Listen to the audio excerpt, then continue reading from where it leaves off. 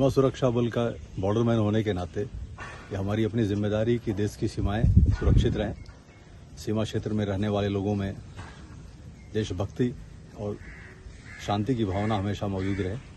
ये जिस जगह पर हम खड़े हैं शहीद वाधवा परेड ग्राउंड, यहाँ ज्वाइंट चेक पोस्ट है। हर दिन हमारे काउंटर पार्ट के साथ रिट्रीट सेरेमनी होती है। काउंटर पार्ट ने इस जगह पे अपना काफ़ी हाई मास्ट पे एक नेशनल फ्लैग लगाया है। तो हमारे बॉर्डर मैन और बॉर्डर सिक्योरिटी फोर्स के सभी जवानों के मनोबल को बढ़ाने के साथ साथ जब रिट्रीट सेरेमनी में स्थानीय जनता शामिल होती है तो उनकी लंबी काफ़ी दीर्घकालीन प्रतीक्षा है कि जितना काउंटर पार्ट ने बड़ा झंडा लगाया है तो हमारा भी लगे। इसी उद्देश्य से सभी सामाजिक, धार्मिक और संस्थान, अलग अलग सामाजिक संस्थानों के लोगों से मैं हमेशा संपर्क करता रहता हूं। पिछली बार 15 अगस्त की परेड में गुरुजी पधारे थे और मैंने इनसे निवेदन किया था कि आप समाज को, देश को अपने संस्थान के ओर से एक दिशा निर्देश दे रहे हैं तो हमारा मनोबल बढ़ाने वाला यह कार्यक्रम भी हाथ में लिया जाए। इन्होंने सहमति प्रदान की है। हमारा पूरा सहयोग रहेगा, न केवल मेरा बल्कि स्थानीय प्रशासन और आम जनता सभी लोगों से मिलकर के हम यहाँ भारत के राष्ट्रीय ध्वज का एक बहुत बड़ा स्मारक, ध्वज का कोई स्मारक नहीं होता है, ध्वज फहराने का एक स्थल होगा, उसको हम स्थापित करेंगे। हमेशा हुई है, प्रशासन और सरकार से लगातार बात हुई है। सहमति रूप में उन्होंने सैद्धांतिक रूप से इस बात को अमल में लाने की व्यवस्था भी दी है, लेकिन विभागीय कार्यक्रमों में किसी भी प्रोजेक्ट को बनाने के लिए अलग अलग स्तरों पर सहमति, नियम कानूनों की जरूरत पड़ती है, तो उस हिसाब से उनका कार्यक्रम बढ़ रहा है। इस बड़े कार्य में हमारा स्थानीय प्रशासन और जो गुरुजी की संस्था है, सभी मिलकर हम इसको अच्छे तरीके से निभाएंगे। ये अब से 12-13 दिन पहले 15 अगस्त को के.एन. त्रिपाठी जी यहाँ के सीईओ हैं, इन्होंने हमें न्योता दिया, हम यहाँ पर आए। तो यहाँ पर आने के बाद में हमारे और भी अनुयायी आए थे, हमारे साथ में 100-200 लोग। तो उन्होंने यहाँ बॉर्डर के ऊपर जो झंडा है पाकिस्तान का, ये लगभग 170 फीट ऊंचा है, तो हमारा झंडा थोड़ा नीचे था।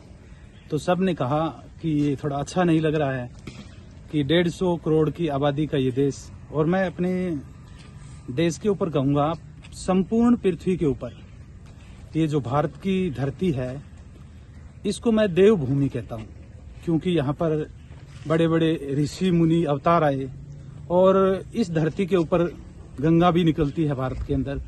बताते हैं कि ऋषि मुनियों ने, भागीरथ जी ने स्वर्ग से गंगा को उतारा, तो ये हमारे लिए बड़ी सौभाग्य की बात है। और यहाँ देवभूमि इस भारत को मैं क्यों कहता हूँ, आज अमेरिका अपने आप को राष्ट्रगुरु बताता है, लेकिन मैं यूँ बोलता हूँ महाभारत के युद्ध से पहले, आज से 5000 वर्ष पहले जो भारत की भूमि के ऊपर विज्ञान रहा है उसके अभी तक 50% में भी अमेरिका नहीं है। फिर भी अमेरिका ने अच्छी विज्ञान में तरक्की की है, तो मैं विज्ञान के अंदर उनको बोल सकता हूँ कि वो आगे हैं। लेकिन जो ज्ञान है इस अपने भारत की भूमि का, ऋषि मुनियों ने जो हमें ज्ञान दिया, ज्ञान के अंदर भारत हमेशा विश्व गुरु रहेगा।